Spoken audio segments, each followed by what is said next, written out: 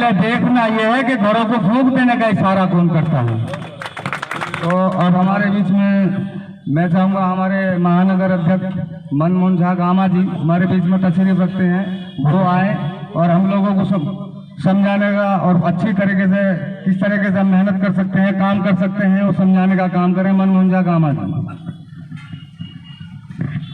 बहुत बहुत धन्यवाद। बड़े भाई हमारे प्रताप चौधरी साहब आज के इस कार्यक्रम के संचालक हैं, और बधाई देना चाहूँगा अपने भाई छोटे भाई रमजानी साहब को कि आपकी मेहनत से ये कोहिनूरों को दर्शन करने का हमें आपने मौका दिया है। आपकी बहुत बहुत बधाई। अगर आज आप इस कार्यक्रम का आयोजन नहीं करते तो इनके बीच मेरा दुआ सलाम नहीं हो पाता, मैं इनसे मिल नहीं पाता। तो इसके लिए आपको बहुत बहुत बधाई, बहुत बहुत धन्यवाद। और यूं ही ये कारवां बढ़ता चले, इस प्रयास को हम निरंतर जारी रखें।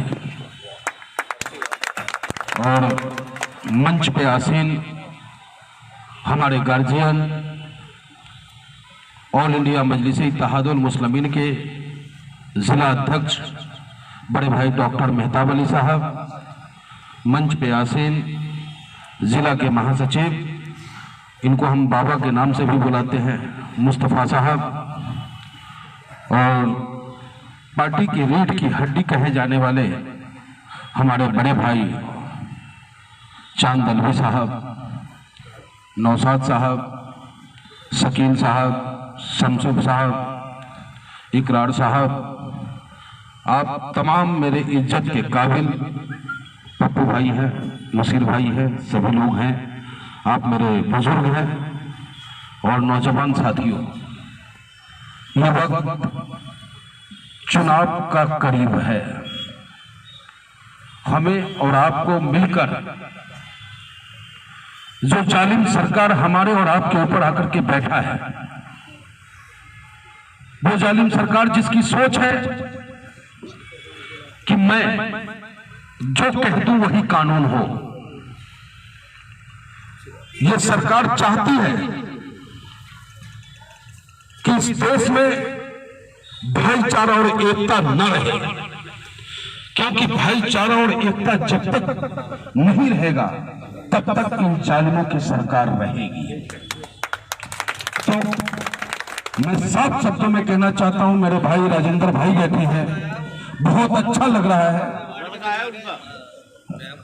बहुत अच्छा लग रहा है कि आप हमारे साथ हैं और आप जैसे लोगों की जरूरत है पार्टी को, क्योंकि जो वर्तमान वक्त है, इस वक्त में इतनी जहर घोल दी गई है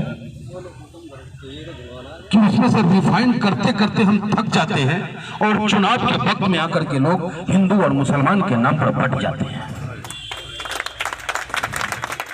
और ये तो शहीद नगर है, शहीद नगर में मैं आपका बेटा हूं, आपका भाई हूं, आपका साथी हूं, नेता नहीं हूं। नेता की हैसियत से मैं आपके बीच नहीं हूं, मैं आपके बेटा की हैसियत से हूं, आपके भाई की हैसियत से हूं। अगर यहां कोई नेता है हमारे बीच तो हमारे अध्यक्ष, जिला अध्यक्ष जी है।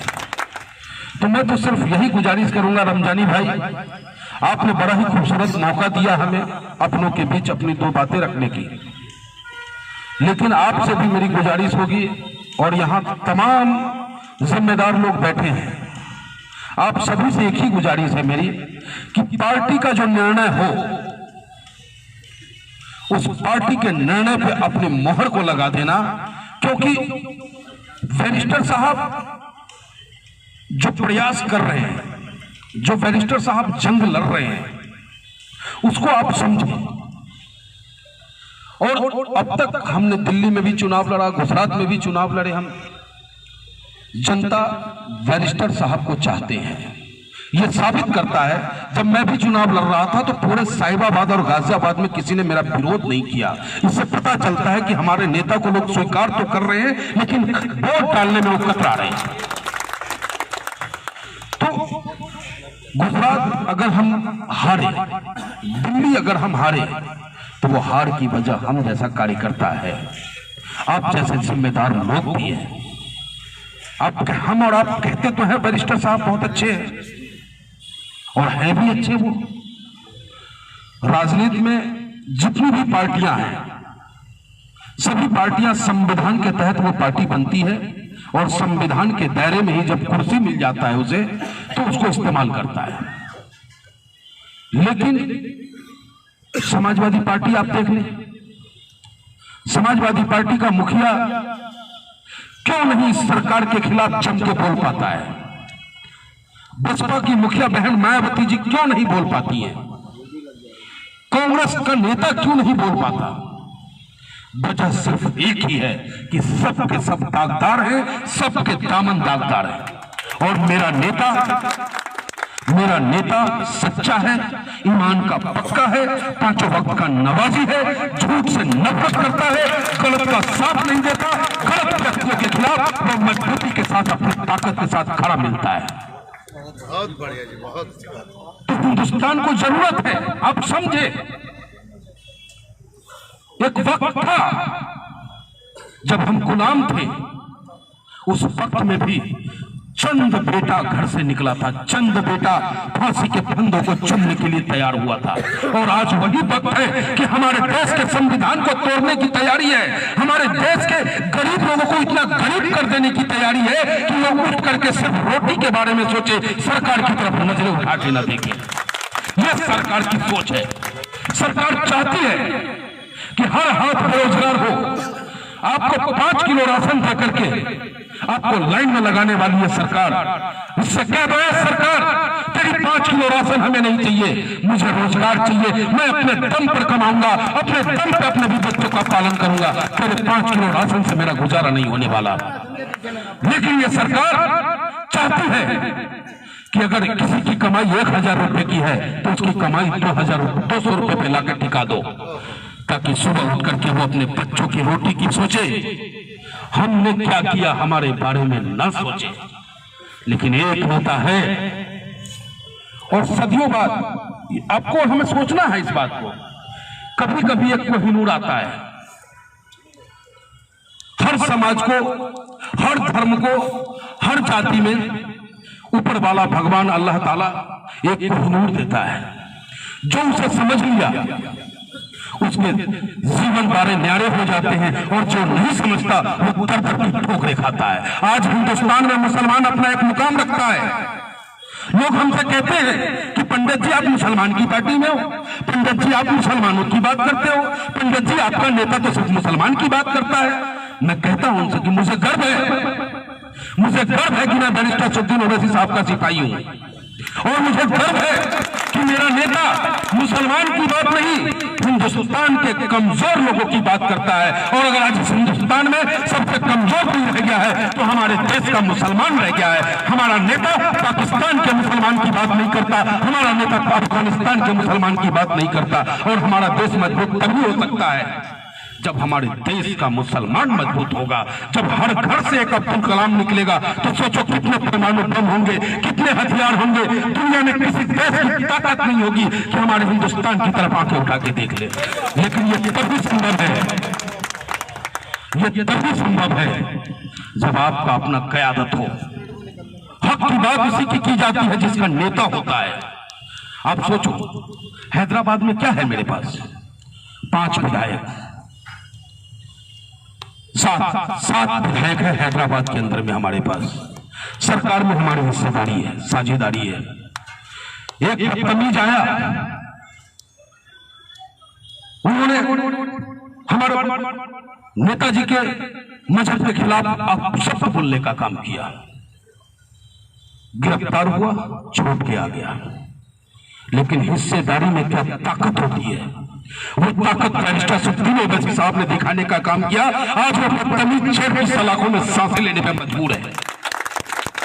और एक वो बदतमीज जो आज भी आजाद घूम रहा है, आज वो आजादी इसलिए घूम रहा है क्योंकि दिल्ली में हमारी हिस्सेदारी नहीं है, उत्तर प्रदेश में हमारी हिस्सेदारी नहीं है। इसलिए मेरे साथियों, जाग जाओ, जाग जाओ बैरिस्टर साहब, यहाँ मुख्यमंत्री बनने नहीं आए हैं। बैरिस्टर साहब आप खुद पार्षद बनने अपने बेटा को बनाने नहीं आए। आप में से ही किसी एक बेटा को पार्षद बनाया जाएगा, आप में से ही किसी बेटा को विधायक बनाया जाएगा, आप में से ही किसी बेटा को मुख्यमंत्री बनाया जाएगा और आपके हक की बात की जाएगी। कोई माई का लाल जब बैरिस्टर सुप्रीम ओवैसी साहब का शासन होगा, ऑल इंडिया मजलिस इत्तेहादुल मुस्लिमीन की सत्ता में भागीदारी होगी, दावे के साथ कहता हूं कि न कोई तिलक पे उंगली उठा पाएगा, न कोई चोटी की तरफ, न टोपिया की टोपी की तरफ, न कोई दाढ़ी की तरफ उंगली उठा पाएगा।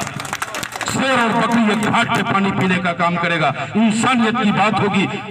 मंदिर में घंटा बजेगा और मस्जिद से अजान होगा, तब आप देखेंगे कितना खूबसूरत हिंदुस्तान नजर आता है।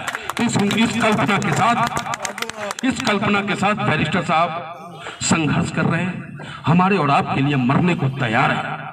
इसी उत्तर प्रदेश में गोलियां उन पे चलती है, उसके बावजूद वो नेता दूसरे दिन फिर इसी उत्तर प्रदेश में झोली फैला करके आपके बीच आता है। चलो कोई बात नहीं, आप नहीं समझ पाए, लेकिन अब तो जाग जाओ मेरे भाई।